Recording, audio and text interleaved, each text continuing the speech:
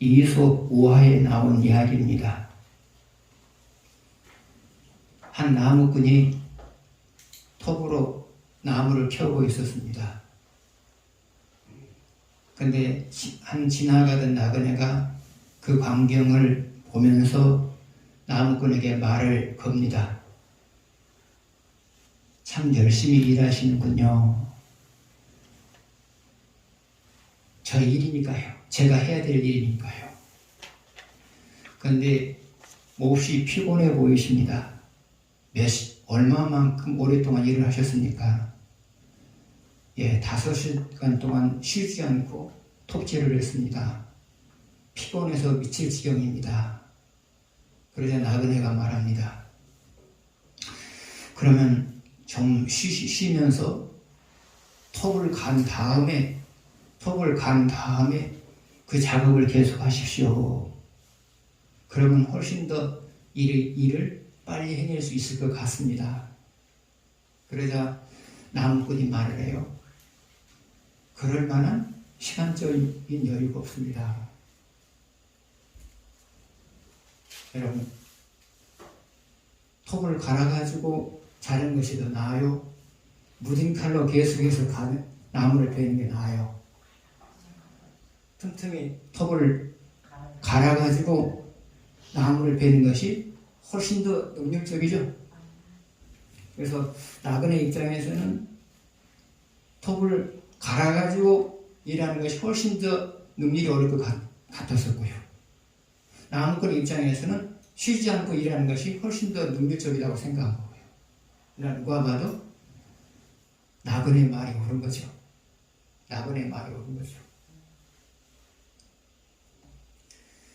여러분도 살다 보면 하는 일이 지지부진할 때가 있어요.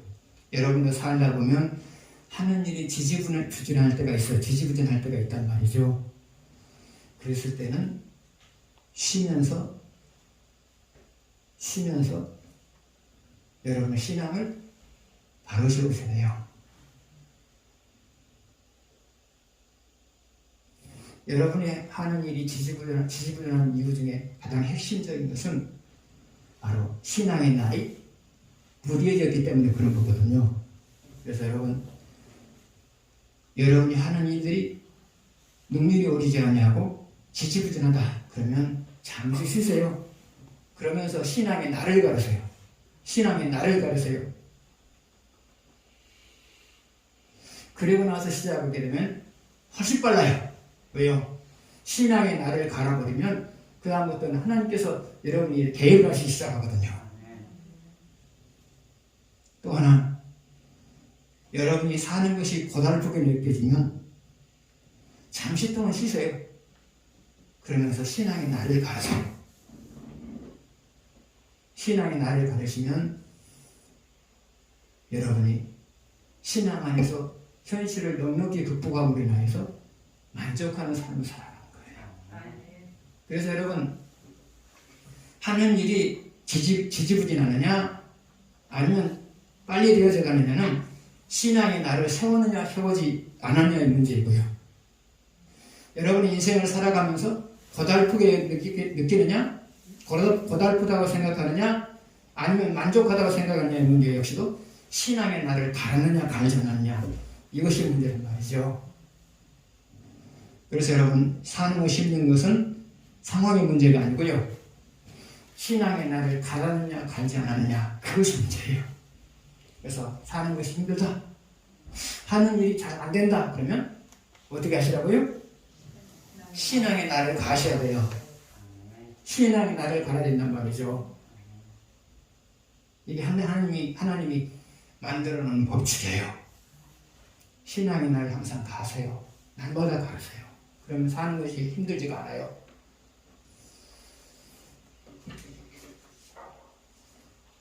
(1절에서 4절을) 보시겠습니다. 1절에서 2절만 보시겠습니다. 같이 읽겠습니다. 여호와의 말씀이니라. 내 목장의 양떼를 멸하여 흩어지게 하는 목자에게 과있으리라. 그러므로 이스라엘 하나님 여호와께서 내 백성을 기르는 목자에게 이와 같이 말씀하시니라. 너희가 내 양떼를 흩으며 그것을 몰아내고 돌보지 아니하였도다. 몰아내가 너희의 악행 때문에 너희에게 보응하리라. 여호와의 말씀이니라. 아멘. 여기에서 양떼는 이스라엘 백성을 말해요. 유다 백성을 말해요. 양떼는 유다 백성을 말해요. 그러면 목자는 누구일까요? 여기서는 왕을 가리켜요. 여기서 왕을 가리켜요.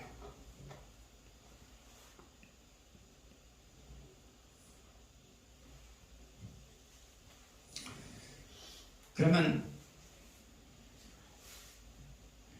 왕이 왕으로서의 역할을 잘한다고 하는 것은 뭘까요?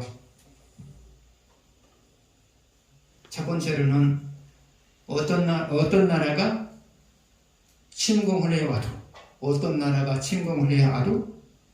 능히 물리칠 수 있는 부강한 나라를 만드는 거예요. 왕이 왕으로서 역할을 잘한다고 하는 것은 뭐냐? 첫 번째로 어떤 나라가 침공을 해와도 능히 물리칠 수 있을 정도의 부강한 나라를 만드는 거예요. 부강한 나라를 만드는 거예요. 두 번째로 각계각층의 사람들이 만족할 만한 인생을 살게 만드는 거예요. 세 번째로 백성들이 보다 나은 삶을 살 수 있다는 희망을 주는 거예요. 이것이 바로 왕이 왕으로서 역할을 잘 감당하는 거고요. 그러면 왕이 왕으로서 역할을 잘 감당하지 못한다고 하는 것은 뭘까요? 첫 번째로는 나라의 주권을 잃어버리는 거예요. 나라의 주권을 잃어버리는 거예요. 두 번째로는 백성들이 살기가 힘들게 만들어 놓는 거예요. 세 번째로는 백성들이 내일에 대한 희망을 가질 수 없게끔 만들어 버리는 거예요. 이것이 바로 왕이 왕으로서 역할을 잘못한 부분의 내용이라고 볼 수가 있겠죠. 그러면 왕이 왕으로서 역할을 잘 하려면 어떻게 될까요? 그것은 왕이 하나님을 잘 섬기는 거예요. 지금 여기서 주시는 교훈은 그거예요. 여기서 본문에 주신 교훈은 바로 그거란 말이죠. 왕이 왕으로서의 역할을 잘하려면 어떻게 되느냐? 그것은 왕이 하나님을 잘 섬기는 거예요. 그러면 왕이 하나님을 잘 섬겼을 때 어떤 일이 발생하느냐? 첫 번째로 국가적인 현안들을 잘 해결해낼 수 있는 지혜가 주어져요. 국가적인 현안들을 잘 해결해낼 수 있는 지혜가 주어져요. 그러면 그 지혜라고 하는 것은 뭐냐? 탁월한 지혜를 가진 사람들이 해낼 수 있는 일들을 해내는 거예요. 두 번째로 그 지혜라고 하는 것은 뭐냐? 어떤 인간도 해낼 수 없는 그 일을 해내게 되는 거예요. 그 지혜가 임하면, 하나님께서 주신 지혜가 임하면.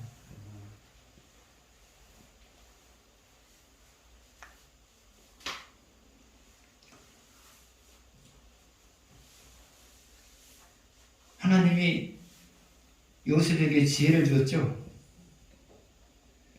그것은 사전에 지혜를 주었으니까 7년간의 흉년을 꿈을 통해서 사전에 알려줬으니까 대비할 수 있는 것이지, 그건 사람의 힘으로서 대비할 수 있는 것은 아니었죠. 사람의 힘으로서는 풍년이 7년 동안 계속 될지도 모르는 거고요. 7년 동안 계속해서 흉년이 될지도 모르는 거고요. 그것은 하나님께서 주신 지혜죠. 그래서 왕이 하나님을 잘 섬기게 되면 하나님께서 첫 번째 주시는 것은 그거예요. 국가적인 현안들을 잘 해결해낼 수 있는 지혜를 주신 거예요. 여러분 역시도 마찬가지예요. 여러분이 하나님을 잘 섬기면 당면한 인생의 문제를 잘 해결해낼 수 있는 지혜를 주세요. 지혜를 주세요. 그래서 여러분도 당면한 문제를 잘 해결해 내시려면 하나님을 잘 섬기셔야 돼요. 두 번째로 왕이 하나님을 잘 섬겼을 때 주어진 것이 뭐냐? 그것은 형통함이에요. 형통함이에요. 왕도 형통하고요. 백성들도 형통하고요. 왕도 형통하고요. 백성들도 형통하고요. 여러분 역시도 마찬가지예요. 하나님을 잘 섬기면 형통해요. 형통할 수 없는 상황에서도 형통해요. 세 번째로 왕이 하나님을 잘 섬겼을 때 주어지는 것은 뭐냐? 하나님이 유다의 힘이 돼요. 하나님이 유다의 힘이 되어줘요. 그러니까 어떤 나라가 침공해 와도 이겨낼 수 있는 것이죠. 여러분 역시도 마찬가지예요. 하나님을 잘 섬기면 어떤 사람도 여러분을 가볍게 여기지 못하게 만들어요. 어떤 사람도 여러분을 가볍게 여기지 못하게 만들어요. 어떻게 해요? 여러분을 가볍게 보게 되면, 여러분을 해하려고 하게 되면, 여러분보다 힘 있는 사람이 여러분을 해하려고 하면 하나님이 그 사람을 공격해요. 그리고 여러분 공격해요. 그리고 또 하나의 방법이 있어요. 그것은 그 사람 앞에서 하나님이 여러분이 그 사람보다 탁월한 사람임을 증명시키는 사건들을 일으켜요. 여러분이 그 사람보다 강한 사람임을 증명시키는 사건을 일으켜요. 그 사건이 뭐겠어요? 그 사람이 해낼 수 없는 일들을 여러분의 삶 속에서 나타나게 만든단 말이죠. 그러면 그 다음부터 여러분을 가볍게 여기지 못하겠죠. 그래서 여러분이 하나님을 잘 섬기면 그 누구도 여러분을 가볍게 여기지 못해요. 가볍게 여기지 못해요. 하나님 그렇게 만든단 말이죠. 여러분들은 이 경험을 하시면서 살아가야 돼요. 이 경험을 하시면서 살게 되면 누구 앞에서도 여러분이 위축되지 않아요. 당당해요. 당당하단 말이죠. 사람이 당당해야지 나보다 힘 있는 사람 앞에서 위축되면 안 되잖아요. 그럼 사는 것이 아니에요. 사람은. 여러분이 하나님을 섬기면, 잘 섬기면 하나님은 어떤 사람도 여러분을 가볍게 여기지 못하도록 만들고요. 더 나아가서는 여러분을 귀한 존재로 여기게 만들어요. 무엇을 통하여서? 사건을 통하여. 하나는 여러분 삶 속에 좋은 사건, 여러분을 공격하려고 하는 사람에게는 나쁜 사건. 이 사건을 통해서 여러분을 존귀한 자로 만들어놔요. 그래서 여러분 하나님을 잘 섬기는 사람들을 보게 되면 자기들보다 힘이 있다고 생각하는 사람 앞에서도 당당해요. 내 뒤에 하나님 있거든요. 내 뒤에 하나님 있거든요. 그러니까 당당해요. 그러나 이런 경험이 없는 사람들은 힘 있는 사람들 앞에서 굽신거리죠. 힘 있는 사람 앞에서 굽신거려요. 그래서 여러분 하나님을 잘 섬김으로 인해서 하나님이 나를 사람들 앞에서 존귀한 자로 높여주시는 그 경험을 하시면서 사십시오.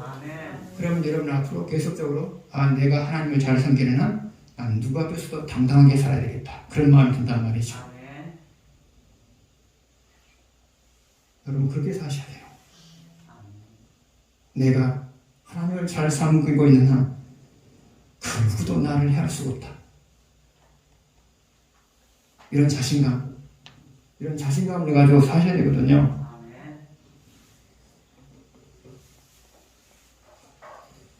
다음에 5절에서 8절을 보시겠습니다.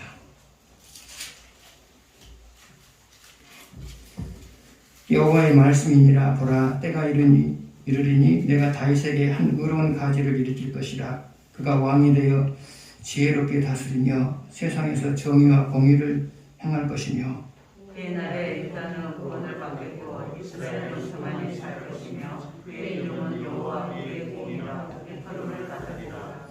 그러므로 여호와의 말씀이니라. 보라, 날이 이르리니 그들이 다시는 이스라엘 자손을 애굽 땅에서 인도하여 내신 여호와의 사심으로 맹세하지 않냐고 이스라엘 우리 자손을 쫓던 그 모든 쫓겨났던 나라에서 인도하여 내신 여호와의 사심으로 맹세할 것이며 그들이 자기 땅에 살리라 하시니라.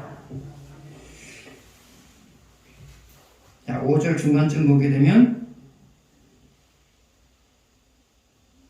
내가 다윗에게 그 앞에 봅시다. 좀 그 앞에 보라 때가 이르리니 내가 다윗에게 한 의로운 가지를 일으킬 것이라. 그가 왕이 되어 그랬단 말이죠.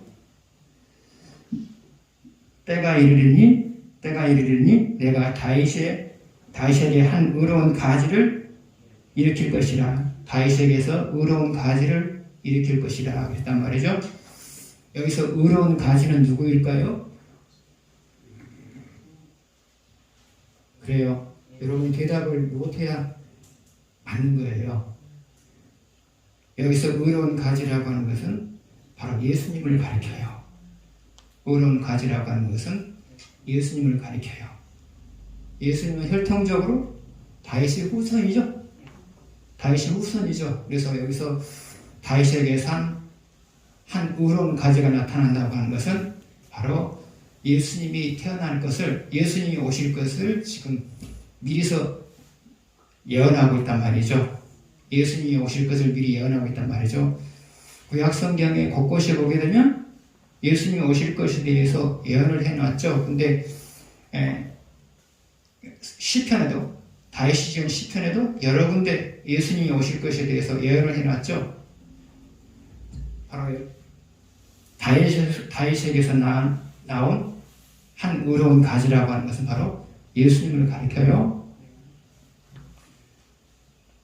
그러면 그 예수님이 5절에서 6절은 바로 그 예수님이 오셔서 하실 일에 대해서 말하고 있어요. 5절에서 6절 내용은 예수님이 오셔서 하실 일에 대해서 말씀하고 계시고요. 더 나아가서는, 더 직접적으로 말하면 예수님이 여러분의 삶 속에 들어오셔서 하시는 일, 이것에 대해서 말하고 있는 것이 5절에서 6절이에요. 이것을 역사적으로 해석하면 안 되고요. 그냥 제가 말한 대로만 그냥 해석하시면 돼요. 예수님이 이 땅에 오셔서 하실 일, 또 하나 여러분과 연관지으면 여러분의 삶 속에 예수님이 오셔서 하실 일, 5절 6절을 그렇게 생각하시면 돼요. 그리고 이제 하나하나 풀어봅시다. 그러면 예수님이 이제 그냥 시간이 많이 가니까 역사 속에서 말고요. 우리가 연관해서 생각합시다. 예수님이 우리 삶 속에서 오셨을 때 하시는 일이 뭐냐? 첫 번째는 뭐라 그랬죠? 5절 보시죠. 지혜롭게 다스리며 그랬죠. 지혜롭게 다스리며, 지혜를 가지고 다스린단 말이죠. 지혜를 가지고 다스린단 말이죠. 예수님이 이 세상에 오셔서, 우리 삶 속에 오셔서 하시는 일은 뭐냐? 첫 번째로 지혜를 가지고 다스린다고 말이죠.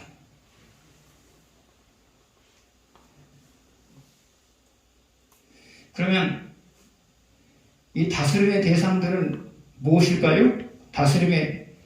예수님이 다스린다고 했는데 이 다스림의 대상들은 무엇일까요? 첫 번째로는 천지만물이에요. 천지만물을 다스리죠. 그 다음에 또 무엇을 다스리죠? 사람도 물론 천지만물 속에 포함되지만 그래도 구분하는 게 낫겠죠. 사람을 다스리죠. 천지만물을 다스리고요. 사람을 다스리고요. 또 무엇을 다스릴까요? 주변 상황들을 다스리죠.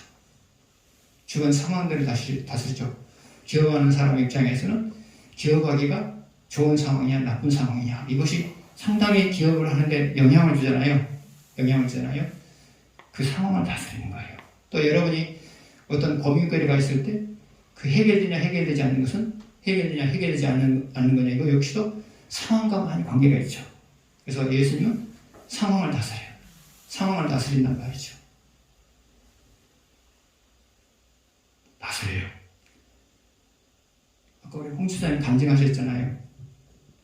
잘못 떨어졌으면 정말 남처한 상황에 오늘 맞았을 것이다. 하나님이 바람을 다스렸거든요. 바람을 다스려서 떨어질 곳이 떨어지게 만들었거든요.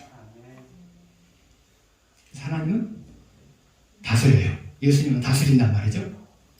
천지 만물을 다스리시고요. 그 다음에 사람을 다스리고요. 주변 상황들을 다스려요. 그러면 다스리는 목적이 뭘까요? 두 가지예요.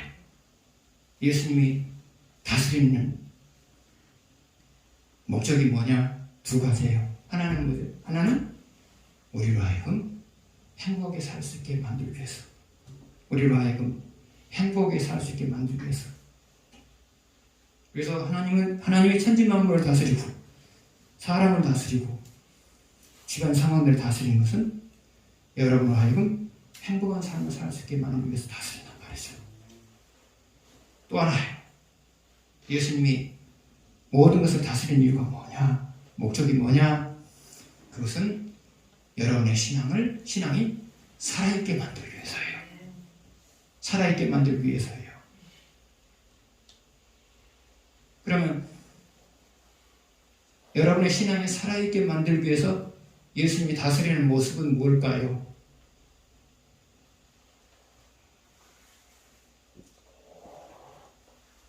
첫 번째로는 모든 것을 잘 다스려서 여러분이 잘 되게 만드는 거예요. 모든 것을 잘 다스려서 여러분이 잘 되게 만드는 거예요.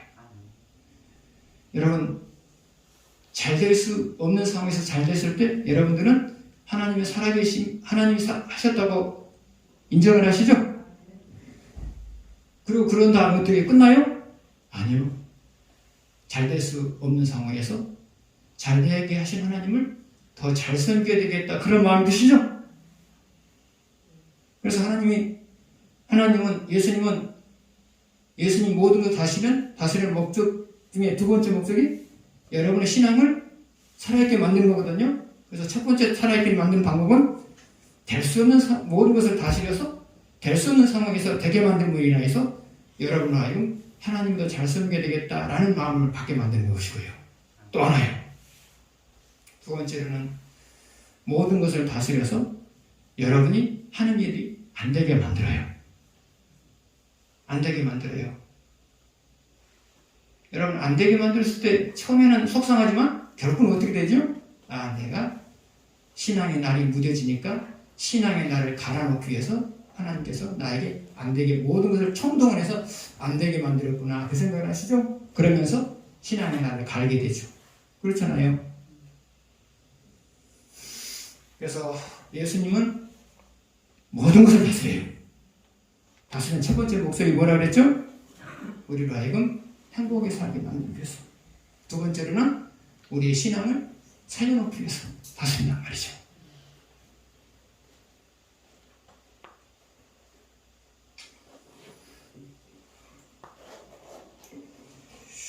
그래서 여러분 살면서 좋은 일도 만나고 어려운 일도 만나잖아요.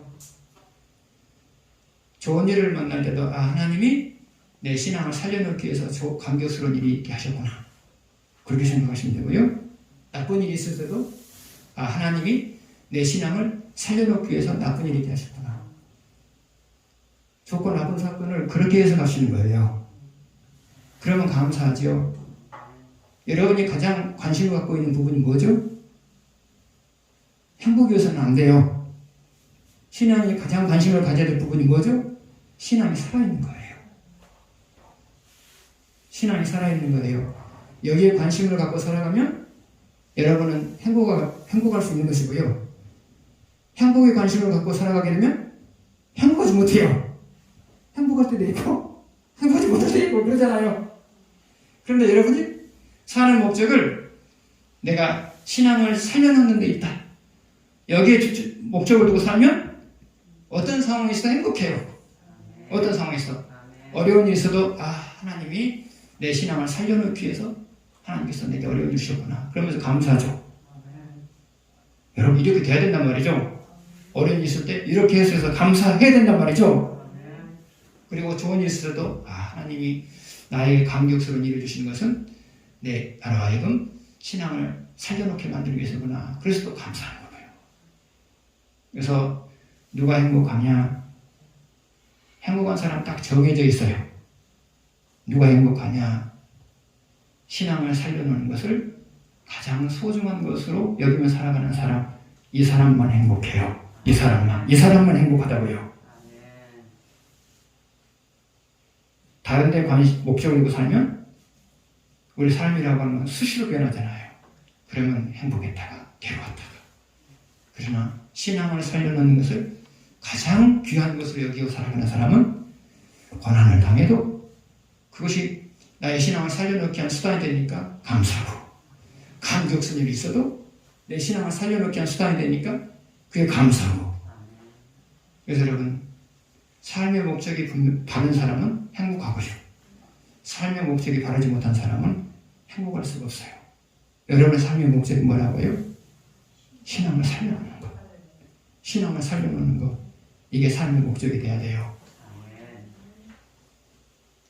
그 다음에요. 5절 마지막 부분을 보게 되면 예수님이 오셔서 우리 삶 속에 오셔서 하실 일이 뭐죠? 정의와 공의를 향할 것이며, 정의와 공의를 향할 것이며, 이것은 무엇을 의미하느냐? 심판한다는 말이죠. 공의와 정의를 기준으로 해서 여러분의 삶을 심판한다는 거죠. 심판한다는 거죠. 그래요, 여러분.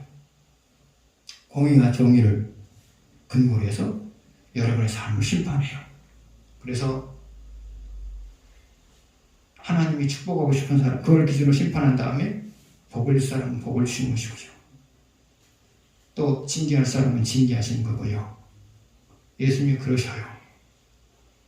예수님은 그러세요. 그러나 한 가지 잊지 말아야 될 것이 있어요. 여러분이 공의와 정의, 자, 복잡하잖아요. 공의와 정의, 말씀이라고 생각합시다. 복잡하잖아요. 공의와 정의로 심판한다. 무엇으로 심판한다고 라고 바꿀 수가 있어요? 말씀을 근거로 심판한다. 그렇게 바꿔버리면 이해하기 쉽죠? 정의와 공의 복잡하잖아요. 예수님은 오셔서 말씀을 근거로 심판하신다. 그래서 받은 말씀대로 살아가는 사람에게는 복을 주시고 받은 말씀을 예면하며 살아가는 사람에게는 징계하신다. 그렇게 생각하면 간단하죠? 그런데 중요한 것은 잊지 말아야 될 것이 있어요. 하나님이 여러분이 받은 말씀을 예면하며 살았을 때 징계하는 목적은 여러분의 신앙을 살려놓고 그 다음에 복을 주시게 하는 목적이지, 징계 그 자체가 목적이 아니라는 사실. 징계 자체가 목적이 아니라는 사실. 이런 의미에서 하나님은 사랑의 하나님이에요. 이런 의미에서 하나님이 사랑의 하나님이에요. 여러분에게 복을 주시는 것도 사랑하기 때문에 복을 주시는 것이고요. 여러분에게 징계하는 것도 사랑하기 때문에 징계하는 것이고요. 이런 의미에서 하나님은 사랑의 하나님이시다. 하나님은 사랑이시다. 우리가 그렇게 말할 수 있는 거예요. 세 번째로 예수님이 우리 삶 속에서 오셔서 하실 일이 뭐냐? 6절 보시겠습니다. 유다는 구원을 받겠고, 유다는 구원을 받겠고, 이것은 무엇을 의미하느냐? 인생의 문제가 해결이 된다는 거죠. 인생의 문제가 해결이 된단 말이죠. 예수님이 여러분 삶 속에 오시면 여러분의 인생의 문제가 해결이 돼요. 네 번째로 예수님이 오셔서 여러분 삶 속에 오셔서 하실 일은 뭐냐? 네 번째, 6절 마지막 부분이 나왔을 거예요. 아니야, 그 다음이네요. 평안히 살 것이며, 이스라엘은 평안히 살 것이며, 평안히 살 것이며 했어요. 평안히 산다고 하는 것은 뭘까요? 편안한 마음을 가지고 사는 거예요. 첫 번째로는 편안한 마음을 가지고 사는 거예요. 두 번째로는 내 삶이 만족하면서도 평탄해요. 내 삶이 만족하면서도 평탄해요. 이것이 바로 평안히 살 것이요 라는 말이 의미해요. 그래서 예수님이 여러분의 삶 속에 오시면 한편으로는 마음이 편안하고 한편으로는 내 인생이 만족하면서도 평탄해요.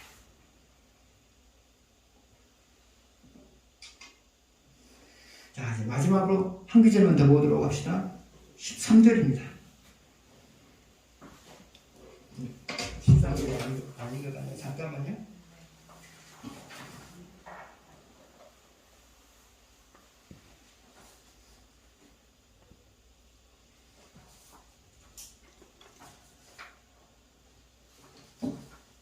(23절) 23절입니다. 23절 보십시다. 23절 같이 읽겠습니다. 여호와의 말씀이니라. 나는 가까운 데 있는 하나님이요 먼 데 있는 하나님은 아니냐.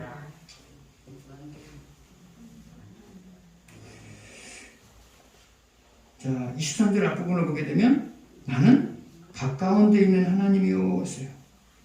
나는 가까운 데 있는 하나님이요 그랬단 말이죠. 나는 가까운 데 있는 하나님이다 그랬단 말이죠. 그러면 나는 가까운 데 있는 하나님이다 라고 말한 이유가 뭘까요? 나는 니네들이 어떻게 사느냐에 따라서 즉각적으로 반응하는 존재다 그 말이죠. 나는 가까운 데 있는 하나님이다. 이 말의 의미는 뭐냐? 나는 니네들이 순간순간마다 어떻게 살아가느냐에 따라서 즉각적으로 반응하는 존재다 그 말이에요. 즉각적으로 반응하는 존재다. 그래요 여러분, 하나님은 즉각적으로 반응하는 존재예요. 즉각적으로 반응하는 존재예요. 여러분이 하나님을 어떻게 섬기느냐에 따라서, 여러분이 하나님을 어떻게 섬기느냐에 따라서 즉각적으로 반응하시는 하나님이란 말이죠.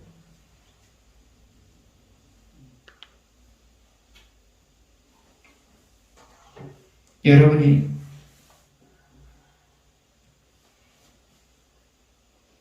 선택 상황에서 받은 말씀을 실천하게 되면 기쁨과 평안이 있게 하세요. 기쁨과 평안이 있게 하세요. 그거는 뭐냐? 즉각적으로잖아요. 여러분이 선택 상황에서 받은 말씀을 실천하게 되면 말씀을 실천해야 될 상황에서 말씀을 실천하면 기쁨과 평안이 와요. 즉각적으로 온단 말이죠. 그것은 내가 네 삶을 보고다 내 마음이 평안하고 기쁘다 그렇거든요. 두 번째로 하나님 즉각적으로 반응하는 모습은 뭐냐?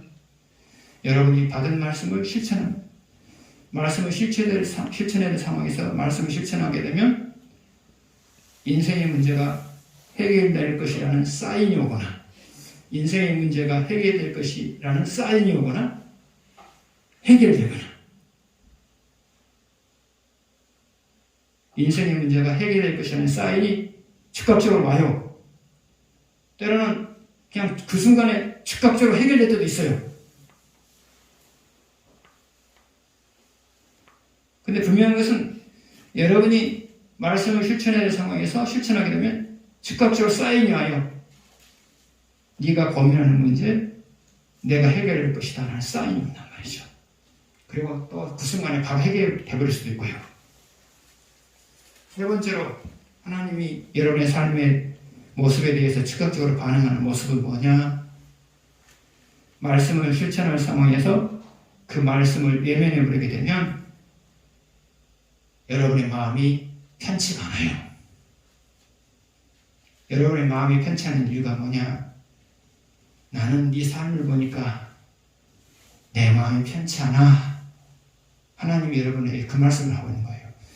나는 네 삶을 보면 내 마음이 편치가 않아.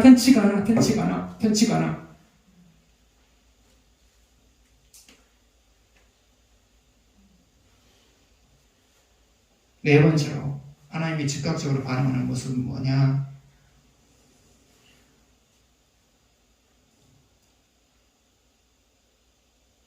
앞으로 좋지 않은 일이 발생할 것이라는